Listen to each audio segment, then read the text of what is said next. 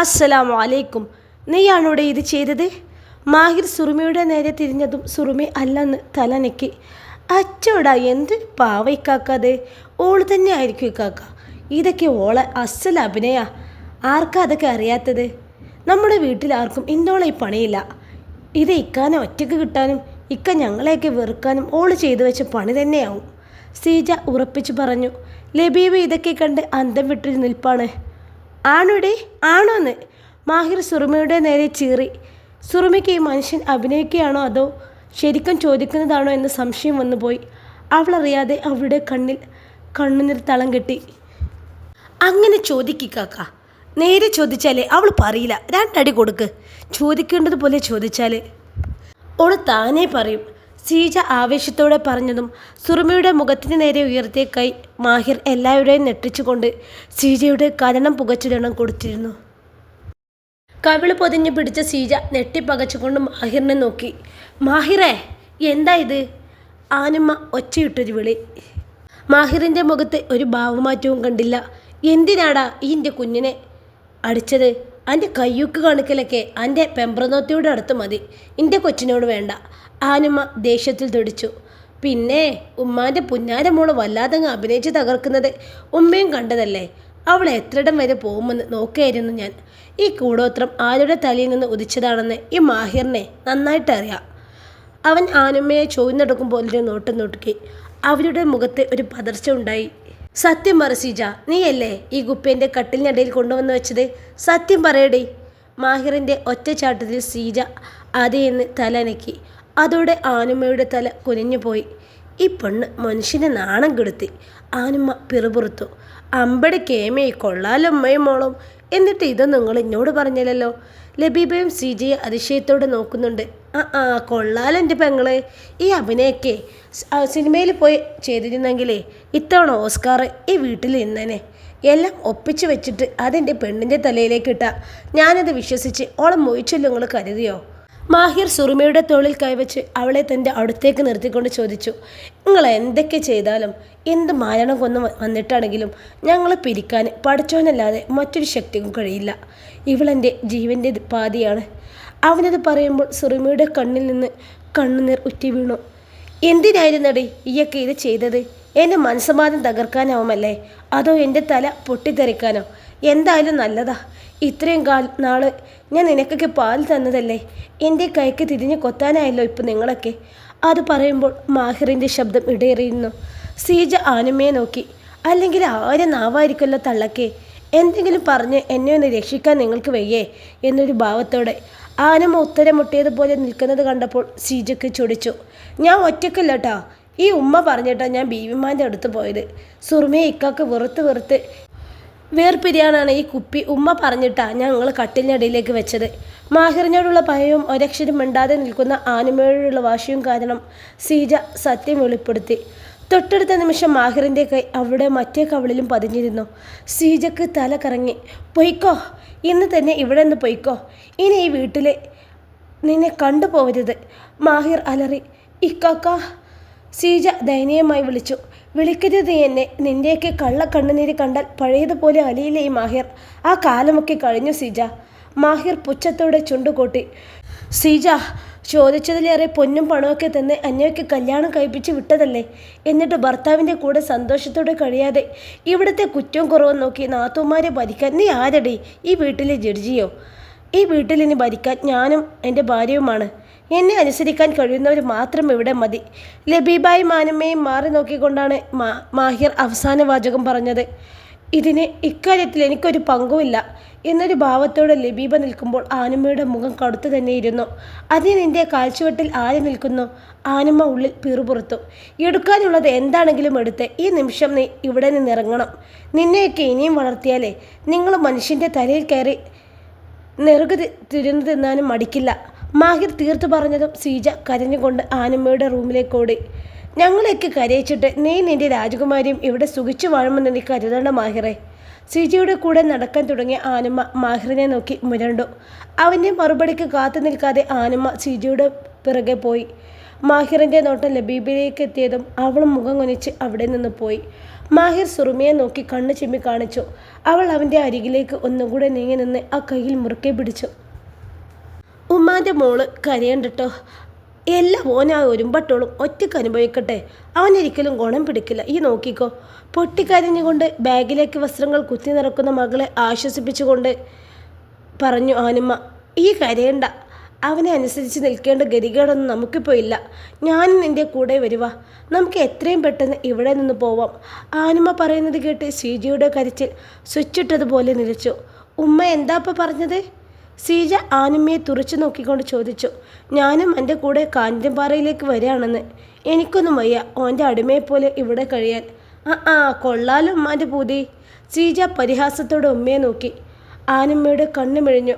നിങ്ങൾക്ക് നാണുണ്ട് തള്ളേ, മകളെ കെട്ടിച്ചു വിട്ട് വീട്ടിൽ വന്ന് നിൽക്കാൻ. അവിടെ ഉള്ളവരൊക്കെ എന്ത് കരുതും? എന്നെയും കൂടെ നാണം കെടുത്താനുള്ള പരിപാടിയാണോ? അതിനിപ്പം എന്താ, ഞാൻ ഇതിനു മുമ്പും എൻ്റെ മരുമോൻ്റെ വീട്ടിൽ വന്ന് നിന്നിട്ടുണ്ടല്ലോ. അന്നൊന്നും അവരാരും എന്നെ ഒന്നും പറഞ്ഞിട്ടില്ല. ഇനിയും നിനക്കൊരു നാണക്കേട് ഉണ്ടാവാൻ പോകുന്നില്ല. അതിന് 1-2 ദിവസം വിരുന്ന് വന്ന് നിൽക്കുമ്പോഴാണോ നിങ്ങൾ അവിടെ സ്ഥിരമായിട്ട് പുറത്തേക്ക് വരുന്നത്? അതൊന്നും നടക്കത്തില്ല. അല്ലെങ്കിൽ എങ്ങനെയൊക്കെ അവൻ കാരണം നിങ്ങൾ മാത്രമാണ്. ഇത്രയും കാലം നിങ്ങൾ അവരെ ഭരിച്ചില്ലേ, ഇനി കുറച്ചു കാലം അവരെ ഭരണത്തിൽ ഇവിടെ കഴിഞ്ഞോ, അല്ലാതെ എൻ്റെ കൂടെ വരണ്ട. ഞാൻ പോവാ. സീജ അവളുടെ ബാഗും എടുത്ത് ഡോറിന് നേരെ നടന്നു. പൊടുന്നുടനെ അവൾ തിരിഞ്ഞു നോക്കി.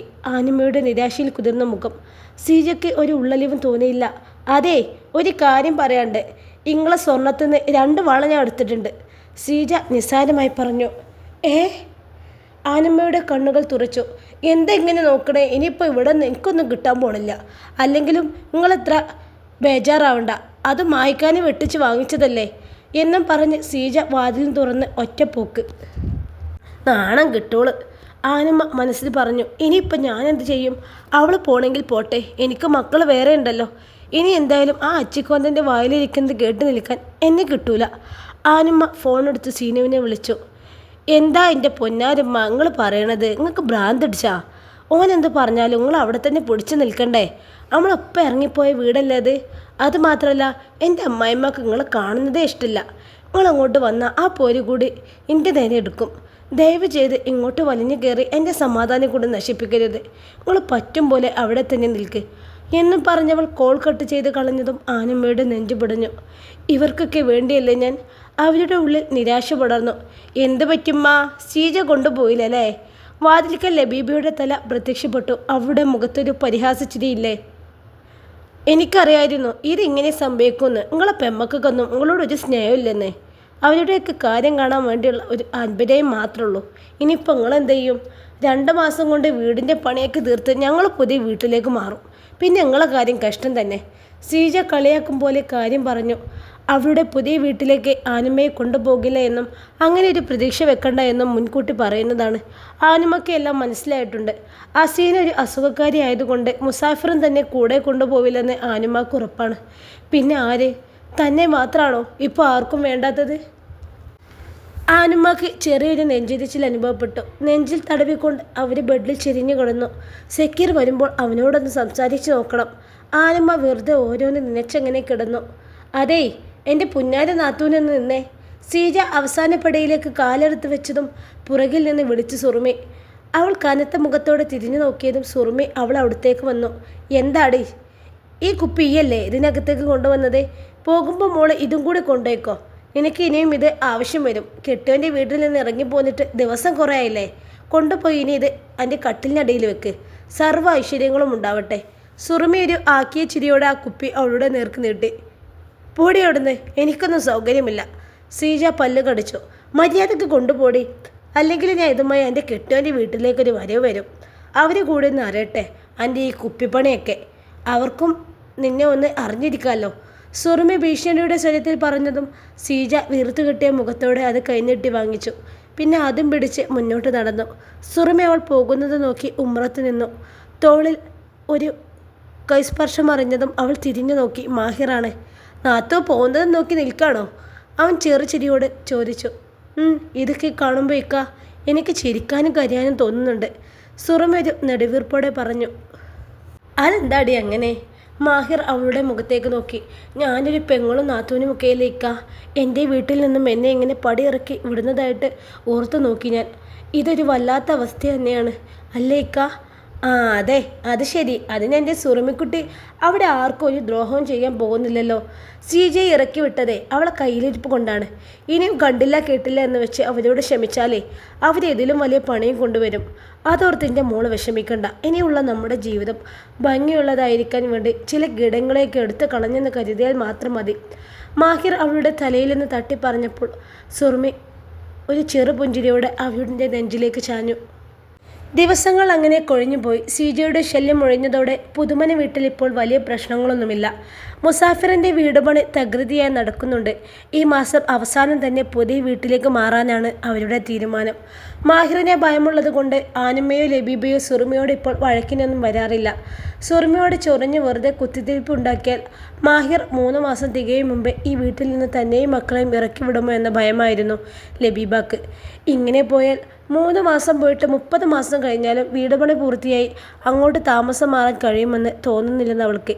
കാരണം വേറൊന്നുമല്ല, സക്കീറിൻ്റെ മാറ്റം തന്നെ. അവനിപ്പോൾ ഒരു കാര്യത്തിലും ഒരു ശ്രദ്ധയുമില്ല. വീട്ടിലുള്ളപ്പോഴൊക്കെ ഫോണിൽ തോണ്ടിയിരിക്കും. മിക്ക ദിവസങ്ങളിലും അവൻ വൈകിയാണ് രാത്രി വീട്ടിലേക്ക് വരുന്നത്. വൈകിയതിൻ്റെ കാരണം ചോദിച്ചാൽ ഓരോ മുട്ടാപ്പൊക്കെ കാരണങ്ങൾ നിരത്തി ലബീബയുടെ വാ അടുപ്പിച്ചു കളയും. ചില സമയത്തുള്ള അവൻ്റെ അമിത സ്നേഹ പ്രകടനങ്ങൾ കൂടെയായാൽ ലബീബ അതിൽ എപ്പോൾ വീണെന്ന് ചോദിച്ചാൽ മതി. ഫെബിനയുടെ ഭർത്താവിന് ജോലിസ്ഥലത്ത് നിന്നും എന്നും വീട്ടിലേക്ക് വരാനുള്ള ബുദ്ധിമുട്ട് കൊണ്ട് വെള്ളിയാഴ്ച വൈകുന്നേരം മാത്രമേ വീട്ടിലേക്ക് വരാറുള്ളൂ. തിങ്കളാഴ്ച രാവിലെ നേരത്തെ എഴുന്നേറ്റ് പോവുകയും ചെയ്യും. പ്രായമായ ഉമ്മയും ഫെബിനയുടെ 2 കുഞ്ഞുങ്ങളും മാത്രമേ പിന്നെ വീട്ടിലുള്ളൂ. സക്കീറിനും ഫെബിനയ്ക്കും അതൊരു സൗകര്യമായി.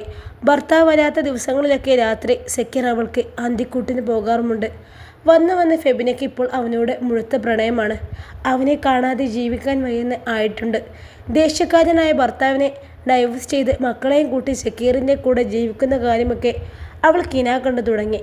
അവനാണെങ്കിലോ എല്ലാ പെണ്ണുങ്ങളെയും കാണുമ്പോൾ തോന്നുന്ന ഇളക്കം മാത്രമേ അവളോടുമുള്ളൂ.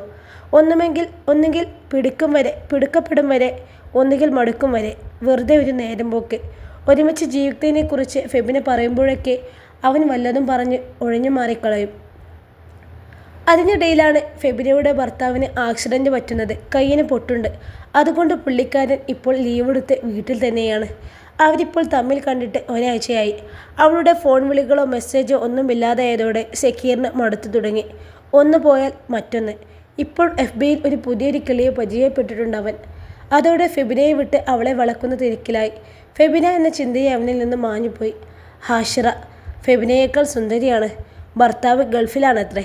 രാത്രി കട അടച്ച് മറ്റുള്ളവരൊക്കെ പോയിട്ടും സക്കീർ വീട്ടിലേക്ക് വരാതെ അവളോട് ചാറ്റി ഇരിക്കുന്നതിനിടയിലാണ് ഫെബിനയുടെ കോൾ വരുന്നത്.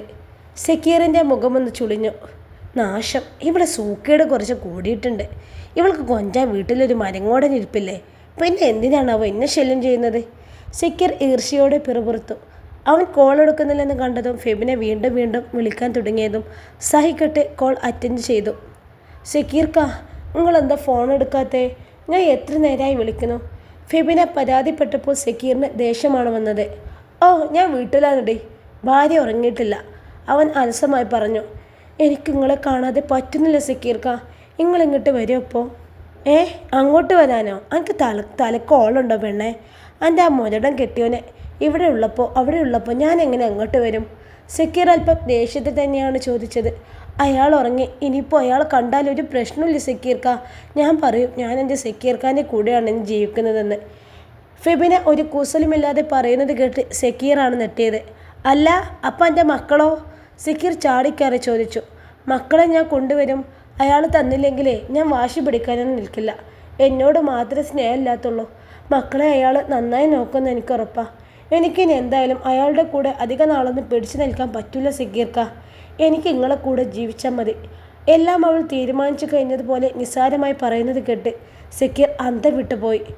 ഈ വെറുതെ ഓരോന്ന് പറയാതെ ഫെബി. എൻ്റെ മക്കളെ വിട്ട് വന്നാൽ ഒരിക്കലും എനിക്ക് എൻ്റെ കൂടെ സമാധാനത്തോടെ ജീവിക്കാൻ ഒക്കില്ല. അതുകൊണ്ട് ആ ചിന്തയൊക്കെ മനസ്സിൽ നിന്ന് കളഞ്ഞ് ഭർത്താവിനെയും മക്കളെയും നോക്കി നല്ല ഒരു പെണ്ണായി കഴിയാൻ നോക്ക്. വെറുതെ ഓരോ പൊല്ലാപ്പൊപ്പിച്ച് തൽക്കാലം തല്ലുകൊള്ളാൻ ഞാൻ ഉദ്ദേശിച്ചിട്ടില്ല എന്നും പറഞ്ഞവൻ കോൾ കട്ട് ചെയ്തു. വീണ്ടും അവളുടെ പേര് ഡിസ്പ്ലേയിൽ തെളിഞ്ഞതും സക്കീർ ദേഷ്യം പിടിച്ച് അവളെ ബ്ലോക്ക് ചെയ്തു വെച്ചു. ശല്യം, ഇതുവരെ തീരട്ടെ. ഫെബിനെ ഓർത്ത് മുരണ്ടവൻ പിന്നെ ആശിറയ്ക്ക് മെസ്സേജ് അയക്കാൻ തുടങ്ങിയതും അവൻ്റെ ചുണ്ടിൽ ഒരു വഷളം ചിരി സ്ഥാനം പിടിച്ചിരുന്നു. ഒരു വെള്ളിയാഴ്ച ദിവസം മാഹിർ അതിരാവിലെ എണീറ്റ് ആദിലിൻ്റെ കൂടെ പോയിരുന്നു. ജുമാക്കാകാനാവുമ്പോഴും വീട്ടിലേക്ക് തിരിച്ചെത്താൻ വേണ്ടിയാണ് വെള്ളിയാഴ്ച നേരത്തെ പോകുന്നത്. അവൻ പോയതും നിസ്കാരം കഴിഞ്ഞ് സുറുമി പതിവ് പോലെ പണികളിൽ മുഴുകി. മാഹിർ വരുമ്പോഴേക്കും പണിയെല്ലാം ഒതുക്കി അവന് ഇഷ്ടപ്പെട്ട വിഭവങ്ങളെല്ലാം തയ്യാറാക്കി കുളിച്ച് ഒരുങ്ങി നിൽക്കും സുറുമി. മുൻപത്തെ പോലെയല്ല, ഓരോന്ന് ചെയ്യുമ്പോഴും അവൾക്കിപ്പോൾ വലിയ ഉത്സാഹമാണ്. തൻ്റെ പ്രിയപ്പെട്ടവന് വേണ്ടിയല്ലേ എന്നോർക്കുമ്പോഴുള്ള സന്തോഷം. ഭക്ഷണമെല്ലാം റെഡിയാക്കി അടുക്കള ക്ലീൻ ചെയ്തതിന് ശേഷമാണ് മുഷിഞ്ഞ തുണികളെല്ലാം പെറുക്കിയെടുത്ത് അലക്കുകല്ലിൻ്റെ അടുത്തേക്ക് വരുന്നത്. മാഹിർ വരുമ്പോഴേക്കും അലക്കും കുളിയും കൂടി കഴിയണമെന്നോർത്ത് ധൃതി പിടിച്ച് വരുന്നതിടയ്ക്ക് പെട്ടെന്ന് എന്തോ ഒന്നിൽ ചെന്നിടിച്ചവൾ മുഖമുയർത്തി നോക്കുമ്പോൾ കാണുന്നത് സക്കീറിൻ്റെ തിളങ്ങുന്ന കണ്ണുകളാണ്. ചുണ്ടിൽ തന്നെ കൊത്തി വലിക്കും പോലൊരു വഷളം ചിരിയുമുണ്ട്. കുറേയായി ഇയാളുടെ ശല്യം ഉണ്ടാവാറില്ല. മാഹിറിനെ പേടിച്ച് അയാൾ നന്നായി പോയെന്ന് കരുതിയിരുന്നു സുറുമി. ഫെബിനയുമായി കൂട്ടായതിനു ശേഷം സക്കീർ സുറുമിയെ അങ്ങനെ ശ്രദ്ധിക്കാറില്ലായിരുന്നു. അതുമാത്രമല്ല, മാഹിറും നാട്ടിലുണ്ടല്ലോ. അവൻ കണ്ടാൽ പിന്നെ തീർന്നു. മാഹിർ രാവിലെ പോകുന്നത് കണ്ടതുകൊണ്ടാണ് സക്കീറിന് സുറുമിയുടെ മുൻപിൽ നിൽക്കാൻ ഇത്ര ധൈര്യം. പിന്നെ അവൾ എന്ത് ചെയ്താലും പറഞ്ഞാലും അവൾ മാഹിറിനോട് കൂടുതലായൊന്നും പറയില്ലെന്നൊരു കണ്ടെത്തൽ. അവൻ്റെ ചിരി കണ്ടതും അറപ്പോടെ മുഖം വെട്ടിച്ചു പോകാൻ തുടങ്ങിയ സുറുമിയുടെ മുൻപിലേക്ക് വീണ്ടും തടസ്സം കയറി നിന്നു സക്കീർ. എന്താ സുറുമി കിട്ടിയേ? കെട്ടി വന്നപ്പോൾ നമ്മളൊന്നും തീരെ മൈൻഡാക്കുന്നില്ലല്ലോ പെണ്ണെ. പെട്ടെന്ന് അവനങ്ങനെ പറഞ്ഞപ്പോൾ തിരിച്ചു പറയാൻ വാക്കുകളൊന്നും വന്നില്ലെങ്കിലും സുറുമി അവനെ കണ്ണുരുട്ടി നോക്കി.